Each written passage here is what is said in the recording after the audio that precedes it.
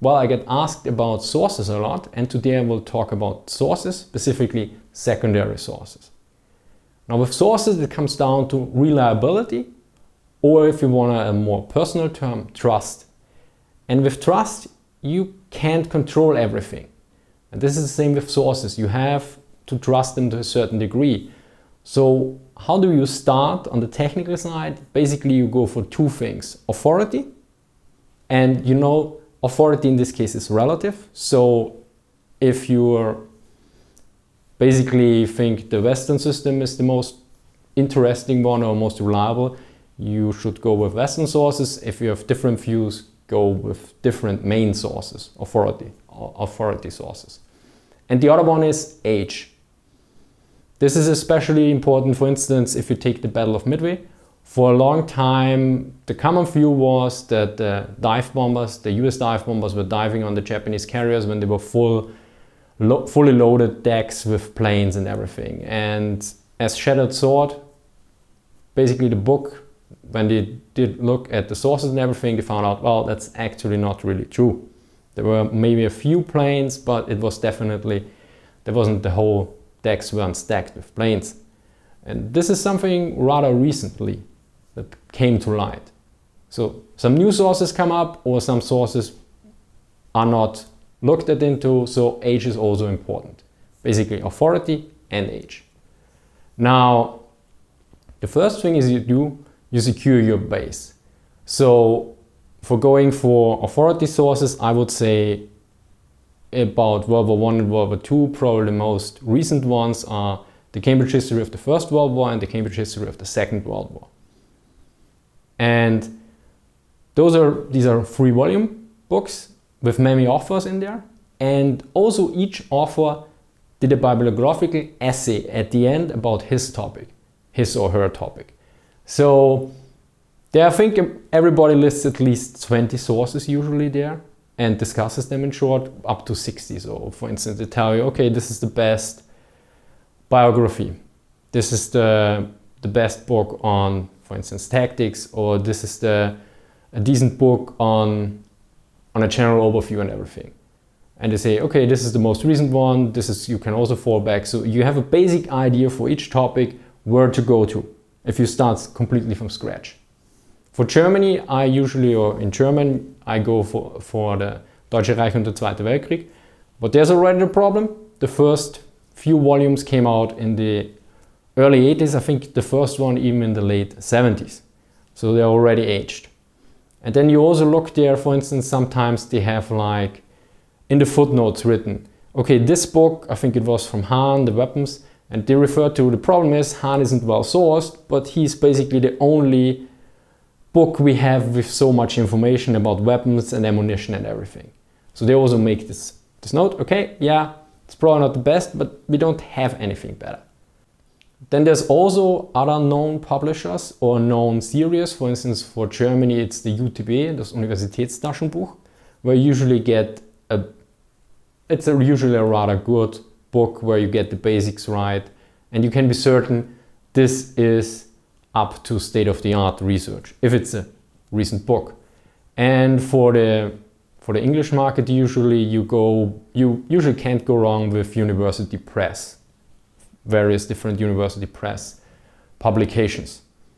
I personally, and also Justin, who has a master's in military history, also recommend highly Naval Institute Press, although I should mention I got 3 books from them lately.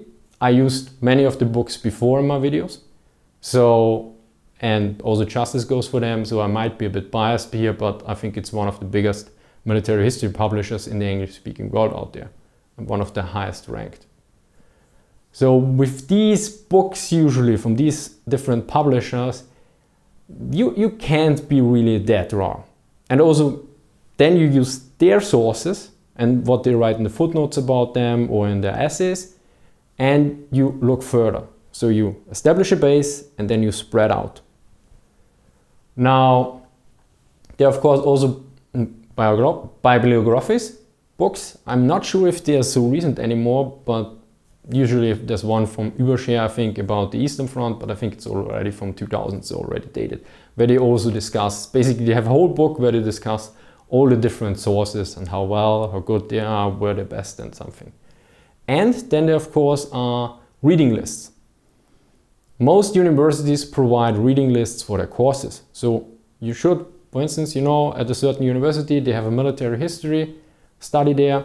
Well, look up the different courses and see if they have reading lists. Usually they have required reading, recommended reading, or further reading or something.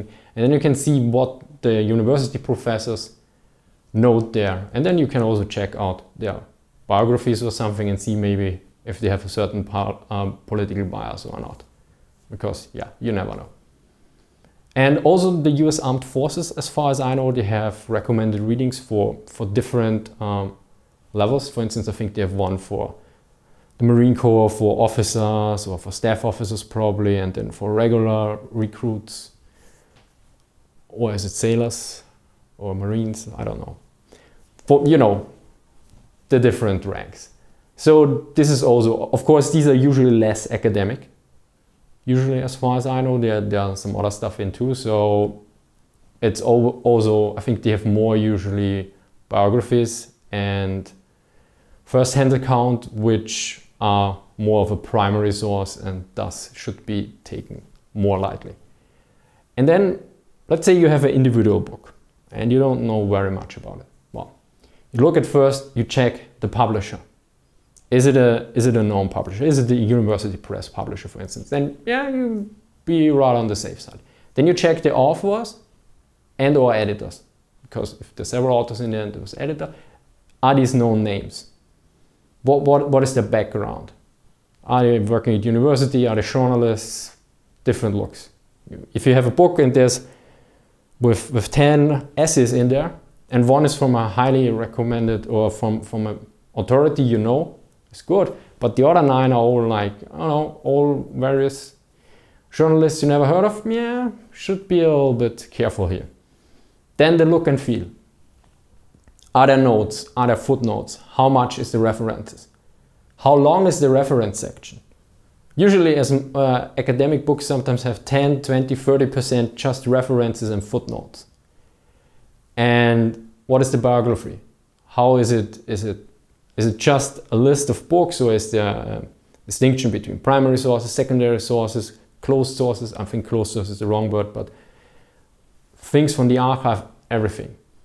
Then also the font size, and are there images and photos in there, and also or figures, illustrations. So for instance, this is a cultural thing. In Germany, if there are no pictures in there, it's probably academic. And if there are too many pictures in there, you probably should stay away from it. Not everywhere in this case.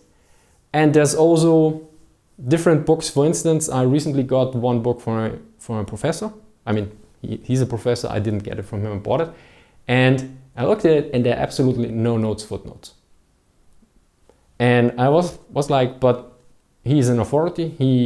He wrote the article in the Cambridge History of the Second World War about the battle in the Atlantic. And also, I think, yeah, Justin also recommended him to me. So this is one of the exceptions. Usually, if I found that book and didn't know about him and looked into it, and there's nothing in there, I would say, okay, not a safe bet. But these are rare exceptions. And also with pictures, they are more common than photos in the English-speaking world. And also it depends on what. For instance, there are some books, they have a lot of pictures in there, but they're written by an authority. And then you can say, okay, well, it's also good. I mean, photos are nice. Why not? So another thing you can look at is the wording. Is it, for instance, Nazi submarines or Nazi U-boats or German U-boats or German submarines? And more hyperbolic language or the different words, you know. Also be careful here. Often an author, as far as I know, has very little control about the title of the book itself. So the title may be totally off-putting, but actually the content could be really sober and an analytical and well thought out assessment. So titles can be misleading in this regard. So also look at that and maybe read a bit through and take a look at the overall book itself. And you learn this by time usually. At a certain point you just look at a book and you flip it through, and I would say you have a 90 to 95% chance of getting a book right in the first few minutes then. Because you, okay, I look at the table of contents, look at the references and bibliography, read a few sentences, and then you get the overall feel. Of course, sometimes you could be wrong, but a chance of 90 to 95% is pretty high. So this is basically a way you start with a secure base and then you spread out, just like in civilization. Nothing new here. So thank you for watching and see you next time.